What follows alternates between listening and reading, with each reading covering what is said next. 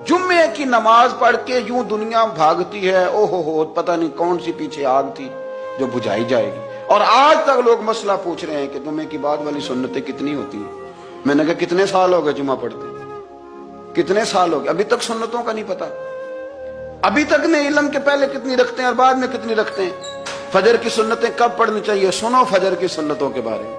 मेरे रसूल करीम सैयद आलम सल्लल्लाहु ताला अलैहि वसल्लम से एक सहाबी ने पूछा था, हुजूर मेरी फजर की सुन्नतें रह गईं या रह जाती हैं तो हुक्म क्या है, क्या अंदाज है हुजूर का। बुखारी मुस्लिम के लफ्ज सुनो, हुजूर सैयद आलम सल्लल्लाहु अलैहि वसल्लम फरमाने लगे, उसने क्या पूछा था, हुजूर जवाब क्या देते, फरमाया फजर की सुन्नतें कभी ना छोड़ना, फजर की पहली दो सुन्नतें कभी ना छोड़ना। या रसूल अल्लाह सल्लल्लाहु ताला अलैहि वसल्लम मेरी रह गई हैं, रह जाती हैं।